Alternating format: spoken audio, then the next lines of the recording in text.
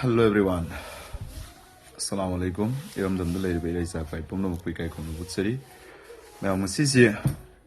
kai haidor no ai Facebook si koi gi pura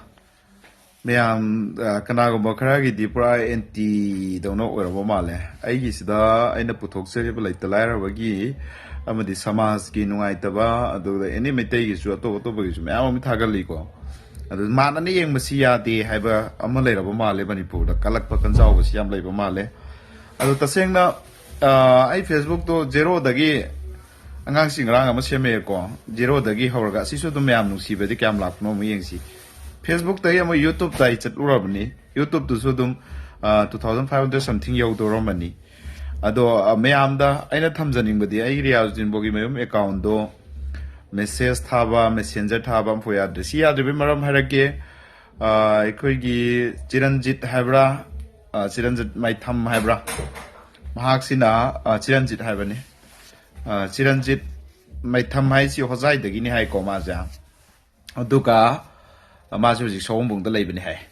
taseng na ma gi video si ai di khangde mana fast owner ne aduni su ko WhatsApp group ta theng na re WhatsApp group ta theng na badagi aina video do copy tor nungai ta badagi aina video do da ai voice to happen ba ado mi 2.53 lakhs nearly yaw khrabani ko viewers ya ado da ma messenger ta ngon da pau phore mi gi video lo thok no rom si khoi ma se ni hare aina video si ai di khangde group te theng na bani mangon screenshot ke thare ado ma ne ngon da hare si phare ado di khoi ba kaisu nungai na da ba thamna roi si kho se ma wari du mayam sange ko messenger da ado haina ra ga tham gre ado ga nongala copyright strike piram ba wani de ngoda ado video do na te mai man hairam da ma leba ai di aingondagi nangna view sen khradi kana nungai dori mo sinej video doi view sel di aina wahai mayam taram gane ba ngang sombong da sibagi angang ani sokpa ama sibagi matang da ikra kan ngang bane action da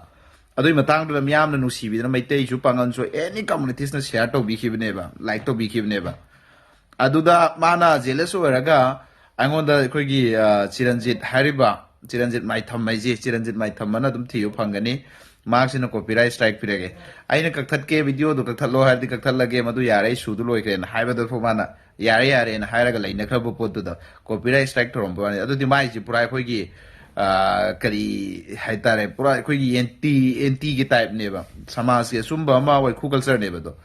mai tham nang hojai di ne su hai aduna pura khoi gi hybrid ki wakhal do ma sange na ina lojai adu nang na copyright tawgera tawge ai gi Facebook tawning ba taw ko darka leit banate pai soi pai do su ai nawa lo tie do nangonda do man dang kaw no ai di taseng namaki nang video do so ai khangaga nangonde copyright to bante ai WhatsApp group theng na bane ado nang na mi use thabai thawai da bai nang na messenger da ngonda haira ab matung da fo nang na muka copyright strike to di gab so khotte hai ge ko khoi video ji mi kya na no khoi video je nangonda in ring tha ki dra ko ai na copyright to di ps museum to pai ya ro ni khoi video ka semdok senjin to tha gali sing je yam so khotta ba dugum du taw gonu ko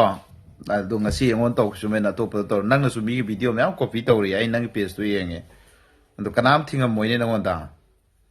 nang na taw bane ya ba mi na taw bane ya de ba nang gi page to dagi mi na download taw ro WhatsApp ta viral lo nungai ta ba thaw dok to gi mayam na react taw po to nang na ai adu fast owner ne na lawai ta ro nang gi do adu mayam anoba Yazdin bogi mayom fan clubs ana anoba ma now sing na hangbirak pani adu dai ai su yauri aduna adudagi oina pacing se jam thadok charage mayamna su support to biyo adu doina ai use tawrage na khalle amasi yamna anti ngakta ngai mandana masi Facebook si wa dawre maramdi apun bagi voice law ya ba Manipur da Facebook natra page am polaite ba